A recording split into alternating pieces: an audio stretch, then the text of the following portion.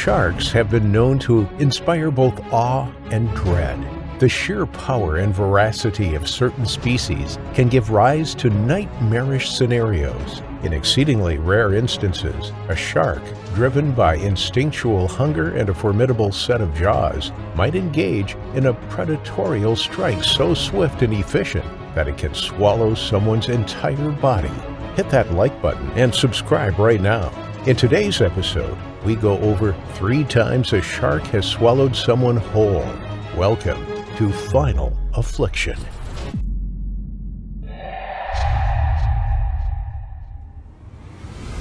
It was the weekend, Sunday, September 8th, 1991. Jonathan Lee was a 19-year-old second-year student at Adelaide University in South Australia. He was from the northeastern suburb of One Tree Hill. He and his mates enjoyed their weekends off from studying. It meant they could explore the surrounding area, have a break from lectures, and take a boat out into the sea to enjoy a spot of diving. This was the perfect way to spend their time off. They drove to Aldinga Beach, 45 kilometers south of Adelaide. From there, they hauled their dive gear into a boat and motored out from shore. The sky was clear, the air was warm. The group of friends laughed and chatted as the sea breeze blew their hair and the salt spray splashed into their faces. They were heading 350 meters offshore to a well-known dive spot simply called the Drop-Off. The golden sands at Aldinga Beach gave way to intertidal rock flats that extended offshore as a reef. Here, the depth dropped into an inky blue. Colorful fish swam amongst beautiful corals. Sea stars and sea urchins clung to the rocks. Groupers lurked below the overhangs and hid in the dark caves. Snappers swam past in their shoals, heading to their breeding grounds. Each snapper can grow up to 1.3 meters or 4 feet in length and weigh 20 kilograms or 44 pounds. They were easy prey for sharks. Where there were snappers, there were likely to be great white sharks in hot pursuit. When the group spotted the sea turn from a light blue to a deep dark color, they knew they had reached the edge of the reef. They lowered the anchor, and each diver pulled their mask over their face, checked their regulator, and rolled off the side of the boat. Bubbles escaped from Jonathan's wetsuit as he submerged below the surface. The cool seawater engulfed him as he sank lower in the water column. The group of friends spread out as they each explored the reef. It was a beautiful underwater scene, the brightly colored fish flitting this way and that, a green sea turtle nibbling at sea lettuce growing from the side of the reef. Beyond the drop-off was the eerie blue expanse of the open ocean. But something nearby was on the hunt. A great white shark was drawn to the reef to prey on the fish. They were easy prey and abundant closer to shore. On this particular day, despite the perfect conditions above the water, the sea was murky. Silt and sediment had been churned up from the sea floor, making visibility relatively poor. 20 minutes into the dive, 4 of the friends headed back to the boat. They had seen enough. It had been a refreshing dip, and now they climbed out of the sea and sat on the boat, pulling off their dive gear. They patiently waited for the rest of the team to finish their dive. The remaining members of the group continued to view the amazing underwater wildlife. One of the more senior divers in the team was 30-year-old Dave Roberts. Not much later, he too decided to head for the boat. But as he began to swim back, he noticed something. It was a large, colorful rock that caught his eye. He swam down to take a closer look, and that's when he witnessed the shark attack. He didn't see it at first. Instead, what had caught his attention was a strange sound. It was like a booming of thunder, an ominous rumble. He looked upwards at the light penetrating the sea surface. Was it a boat powering through the water above them? The sound of its engine roaring and vibrating through the water column? That's what it sounded like. But when Dave looked up, he didn't see any sign of a boat. He looked below him, near the bottom of the reef. That's when he saw it. He saw an enormous great white shark. It was thrashing its head from side to side near the sea bottom, likely eating a grouper or a snapper. As its whole body arced and crashed, its tail whipped up sand from the seabed. A cloud of sand and silt surrounded the shark, obscuring Dave's view. He watched, fascinated by the attack. His heart thundered in his chest as he witnessed a top predator furiously on the hunt, just meters from where he swam. Then the cloud of silt and sand turned red as blood filled the surrounding water. This was no attack on a fish. This was something much larger. With his heart in his mouth, Dave suddenly realized this could be one of the team. He was filled with a sense of dread, a terrible feeling that he was witnessing one of his friends being mauled to death right before his eyes. But there was nothing he could do. He had no weapon. He had no way of distracting the shark or diverting its attention. He took a defensive position. There was no way he was going to swim back to the boat now. The most dangerous time of any dive is when the diver resurfaces. That's when they're at their most vulnerable. That's when most shark attacks happen. The shark was in full attack mode, and all Dave could do was hide.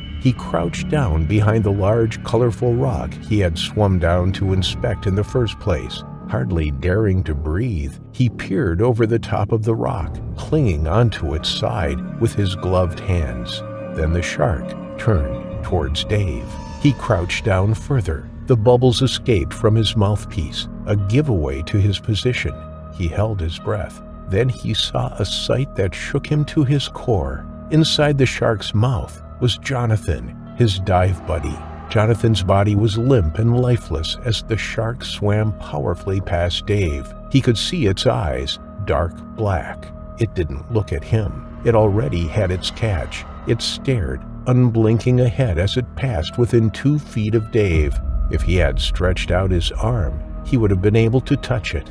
Dave needed to get to the surface. He needed to warn the others and check that everyone else was okay. When the shark was out of sight, he made a dash for the surface. He propelled himself upwards with his flippers. His legs ached as he kicked furiously, the lactic acid building up, the burning sensation growing until finally he burst through the water into the warm air above. He pulled out his regulator. "Shark! Shark!" he screamed at the dive boat.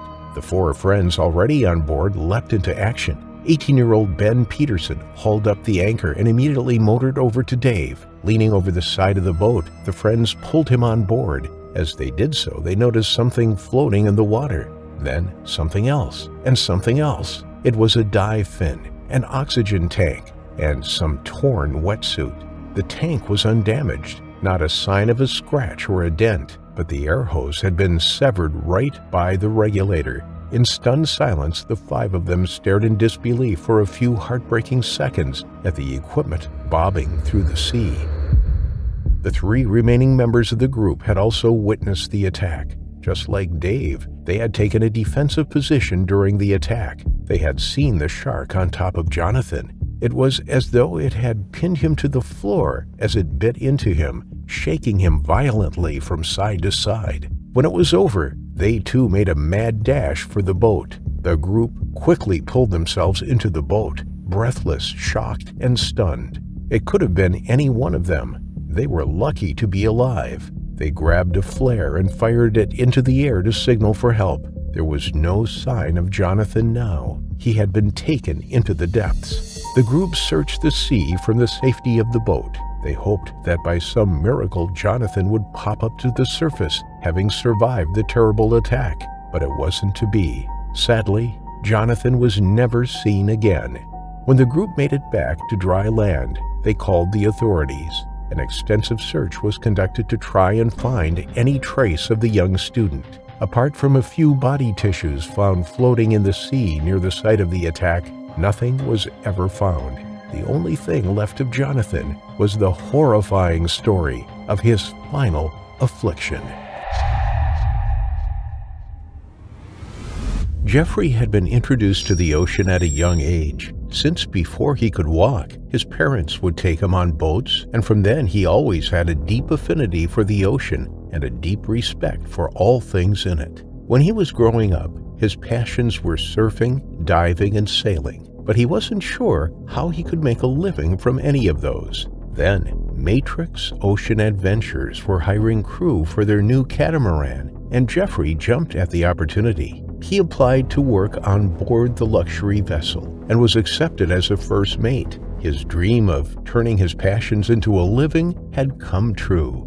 Very quickly, he was informed that the skipper had pulled out of the job and was asked if he would like to step up into that role. Geoffrey was delighted. Although he was brimming with pride, Geoffrey was very modest about his new job and took to it all in his stride. Matrix Ocean Adventures had just launched their new vessel, Matrix, a 24-meter catamaran that slept up to 12 passengers in 6 private cabins. It was one of the most luxurious sailing vessels chartering Australia's western coastline. Geoffrey and his crewmates were excited to be skippering the vessel on its maiden voyage. The adventure began in the south in Western Australia's capital, Perth. From there, they sailed northwards towards the tourist town of Broome. It was a cruise that would take 13 days and nights. Along the way, they moored up in small bays and inlets, swimming from the boat and snorkeling in the crystal-clear waters. It was the trip of a lifetime for Geoffrey's customers, and he knew the best places to visit to take full advantage of the trip. When they were only a third of the way into the voyage and just off the coast of Geraldton, Geoffrey and his crew meandered the boat through the Abrolhos Islands. They headed to the southeast corner of Pelsiart Island and dropped the anchor at Wreck Point. It was around 2 p.m. They had all finished up lunch and were ready for some swimming. The chain of islands offers fantastic snorkeling and diving experiences. The coral reefs host a plethora of marine flora and fauna. The brightly colored fish, playful sea lions, and, of course, sharks are all regular sightings. As the anchor splashed into the water and its heavy metal chain fed out into the depths, Geoffrey and the passengers prepared for some snorkeling. Masks and snorkels were handed out amongst the tourists, and once they were in the warm waters, Geoffrey and his colleagues joined them. He lowered his face into the water. They were swimming near a drop-off, where the shallow reef gave way to deep, dark, blue open ocean. The drop-off was a hive of activity, with parrotfish, wrasses, groupers, and sea turtles picking at the coral reef. The muffled sound of the underwater world added to the tranquility of the experience. But in an instant, that all changed. With no time to react and no warning, Geoffrey was suddenly struck by an enormous shark. Eyewitnesses estimate it to be about 6 meters long. Those above the surface of the water could just make out the dark shadow as it torpedoed directly for Geoffrey. There was no time to shout out, no time to warn him. The shark had appeared from the depths and was on him in seconds. One friend of Geoffrey's was Rod Plug. They both snorkeled near each other, not far from the boat. As they pointed out fish and dived underwater for closer looks, Rod's mask began to leak. He felt the water trickling in, tickling his cheeks as it made its way into the mask and began filling up. Rod took the mask off and wiped his face. He looked at Geoffrey. He was going to tell him he was going to sort his mask out, but Geoffrey's face was under the surface. Instead, Rod began to swim back to the boat. That was the last time he ever saw his friend. As he made his way towards the catamaran, he heard a splash and looked around. With its huge jaws opened wide and eyes rolled backwards, the enormous shark crunched down on Geoffrey. The sheer power from the hit and force from the bite severed Geoffrey's body in two. He was dead within seconds. The other snorkelers in the group saw the commotion in the water. When they lifted their faces above the surface, they were met with a sea of red. A bubbling, boiling of the water as the shark thrashed its head from side to side, biting Geoffrey in two. Horrified, they swam desperately for the boat. As fast as they could, they splashed through the water, their adrenaline surging and not daring to look back. Frantically, they reached the ladder and clambered out. Breathless and in shock, they watched as the shark submerged with half of Geoffrey's body in its mouth. There was nothing they could do. The crew made sure everyone else was accounted for. No one else was injured in the attack. Shaken and tearful, the passengers were terrified by what they had just witnessed. They weren't able to identify the species, but said that from above the water they could see that it was very dark on top and white on its underbelly. They said that it was massive, very long and very wide. They estimated the dorsal fin to be about a meter high. Experts suspect the shark was either a great white or a tiger shark. One of the crew members radioed the authorities to report the devastating incident. Then, whilst the passengers were watching the water and the other half of Geoffrey's body bobbing up and down, one of the passengers screamed. The shark quietly re-emerged less than 10 minutes later. Only its snout and eyes protruded from the water's surface. This time it did not thrash around. It did not take a bite from the remains. Instead, it opened its huge jaws once more and grabbed hold of Geoffrey's body. Then, almost silently, it submerged once more, taking the rest of Geoffrey with it. There was a swirl in the water, and Geoffrey was gone. His death had been shockingly quick. Experts caution the estimates of the shark's great size, as water often distorts the size of things, but they admit that it must have been a huge shark to have bitten Geoffrey in half in one bite.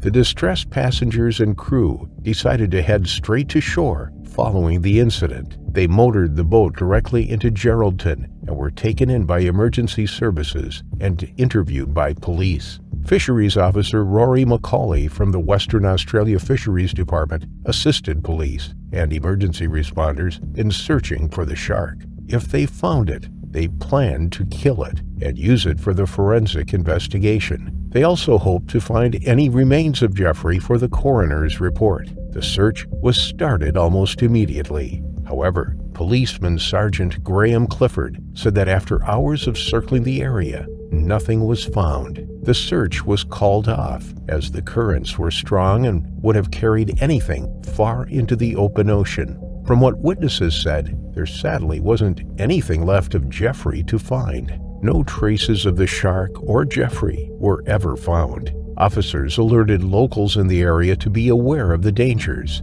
There were rock lobster fishermen on the islands at the time of the attack who were notified of the tragedy, as well as other tourists visiting the area. Rory McCauley, who worked as a shark research scientist, was asked to comment on the terrible attack and provide some insights into the behavior of the shark.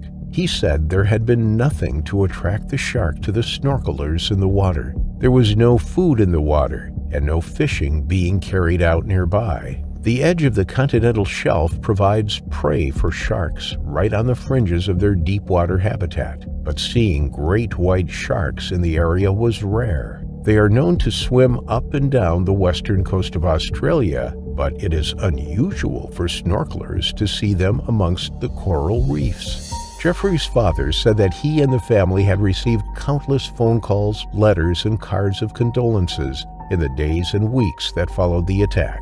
His son was an incredibly popular young man whose carefree persona helped him to make friends with people from all walks of life. Although it may seem like shark attacks in Australian waters are common, they are, in fact, quite rare. There have been just over 1,000 attacks, with 236 of them being fatal since records began in the late 1700s. Even so, swimmers, snorkelers, and surfers know the risks every time they enter the water. This is shark habitat, and they are simply doing what comes naturally to them. Unfortunately for Geoffrey Brazier, what came naturally for the sharks that day resulted in his terrifying final affliction. The ancient ama divers of Japan have a history that stretches back 3,000 years. Back in the day, it was reserved for women only, but in the last 100 years, a few men have entered into this profession too. They dive for pearls, shellfish, and mussels. Even back then, the profession was one that was highly prized by the royals, and their tables were almost solely supplied by the ama if seafood was on the menu. The dedication, fitness, and skill that needed to be applied was of such a high standard that only the best of the best made it in the industry. It's said that the ama divers had the longest lifespans in all of Japan, and that's saying something coming from the country that boasts some of the highest life expectancy ages in the world. It's not uncommon to see 70-year-old ama divers who are every bit as active in the industry as their younger competitors. The divers traditionally wear white when they're in the water. This choice of clothing is made for very practical reasons. It deters sharks. When the predators are looking up from below, the white cloth is almost indistinguishable from the daylight sky above the water. That's also why most sea mammals have white bellies. It's the best camouflage that nature can provide. Besides their white tunics and loincloths, the ama divers wear nothing else. As recently as the 80s, most ama dove bare-chested, and keep in mind, most ama are women. There's a reason that they're called the mermaid divers. No scuba gear and no oxygen tanks. These are the original free divers, masters of their craft. Like his predecessors, Kazuto Harada could stay underwater for twice the length of time than the average human could. He and his 2 colleagues specialized in shell diving, especially the highly prized abalone that fetched the highest price at the docks. Even the American and European restaurants and the elite members of society sent their vessels over to Japan to get their hands on the rare delicacy. Kazuto and his 2 companions were some of the very few men who became ama. But then again, their mothers were all ama divers too. They were raised on the water, and it was only natural that they would follow in their parents' footsteps. Kazuto and his 2 companions, Akira and Ken, had their own fishing vessel equipped with modern radios and engines. They were some of the first ama divers to take a more modern approach to the occupation. Make no mistake, the skills needed to go down 30 feet with only the air that your lungs can hold were still every bit as old school as their ancestors honed. But the large, domed diving helmets and neoprene suits definitely made the icy water more bearable, and it allowed them to see more living treasures hidden amongst the crevices. The neoprene suits aren't the skin-tight diving suits we use today. They're much more loose-fitting and light, allowing for more mobility and weight. The fabric that soaks up the water, coupled with the weighted stones tied to their belts, helped the ama reach the bottom much faster and more smoothly. All 3 men were on edge. The last 2 weeks had news of shark sightings, and even 1 fatality in the area. Every time a fin was spotted, breaking the water, the radios would spread the news and location between the boats. None of the vessels were equipped with radar or the high-tech whistles and cogs we have today, so they relied on word of mouth to keep everyone in the loop. Word had spread that the great white that caused the fatality of another ama diver was at least 16 feet long, and the sightings after the attack was almost certainly the same shark.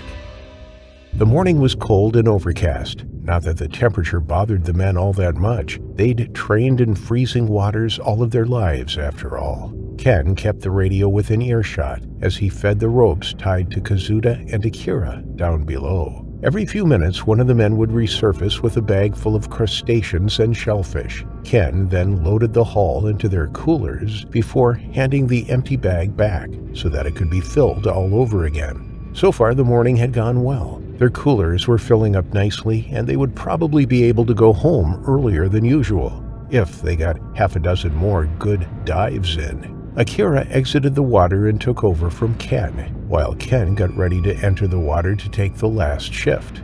Kazuto wasn't quite done yet. At 41, he was the oldest in the group, but he was by far the most experienced, and he had the most stamina. He dumped his latest catch and took another breath, sinking down into the depths once again. From behind his fishbowl helmet, Kazuto could see the rocky bottom, covered in seaweed, and even from up high he could already spot the next clump of abalone suctioned on the side of a boulder. Their pearly blue shells sparkled merrily in the dim light from above. Kazuto's lungs were full, so he took his time pulling them off their anchored homes. But behind him, a predator had been lurking for the past hour. The very great white that had killed a female ama diver just a week before. Like it did with her, it observed the men first, staying just far enough so that they couldn't see it. It knew that it had exactly 2 minutes before the man resurfaced again. If it were going to strike, it needed to do it now, while he was alone. Kazuto's back was turned toward the deadly missile that torpedoed at him through the water, with his mind, hands, and eyes busy trying to pry the stubborn shells off the rock face. There was no way that he could have braced himself for the impact that was about to hit him. He was slammed into the rock in front of him so hard that he didn't even feel the teeth piercing his suit. His face struck the rock, cracking his screen and flooding the suit with water. The animal reared back, tearing the fabric and Kazuto's back to shreds as it went. Kazuto screamed into the salt water, the bubbles from his mouth rising silently to the surface. The shark began to swim toward the deep, with Kazuto held in its jaws, but the rope around Kazuto snapped tight, almost pulling it out of Akira's hands. The sudden resistance was enough to tear Kazuto free. Akira acted quickly when he felt the sudden jerk. He knew that Kazuto was being attacked by something down below. He didn't wait long enough to see the explosion of red bubbles breach the surface. He just dug his feet into the hull of the boat, pulling with all his might and screaming for Ken to help him. Together, they pulled their friend in. Kazuto surfaced, miraculously still alive and conscious, though he was leaving a trail of blood that turned the water red behind him as he was pulled toward the vessel. But their moment of relief was short-lived. Just as Ken reached out to grab Kazuto's already outstretched hand, the beast was back. Like some bizarre scene from Jaws, it sailed out from the deep and snatched Kazuto right in front of their eyes, bearing him back down into its aquatic playground. The men gripped the rope and started pulling again, but with one strong shake, the shark ripped Kazuto right out of his already shredded suit.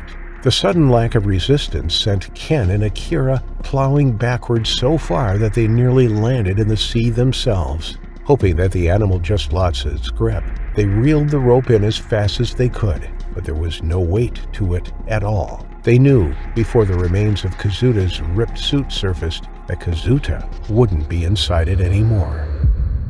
That tattered suit was all that they had to bring back to Kazuto's family. They never found his remains, but that didn't stop the shark from coming back. After 2 successful kills, it was now actively searching the shoreline for more ama. But the ama's willingness to embrace the new ways meant that the message was spread far and wide across the radio channels. Every single diver evacuated the water for 2 whole weeks, leaving the animal to search in vain until it finally became so hungry that it retreated back into the deep ocean to find food elsewhere. These 2 weeks weren't just effective at getting rid of the hunter. It also allowed the ama divers across Japan's shores, from the north to the south, to pay their respects to their fallen comrade. Kazuto's mother, who was still an active diver at the age of 71, and his sister, also a diver herself, received the remains of his suit and used it instead of his body to complete the appropriate funeral rites as best they could. It wasn't perfect, but it was all they had to bury. The only thing left of Kazuto Harada is the horrifying story of his terrifying final affliction.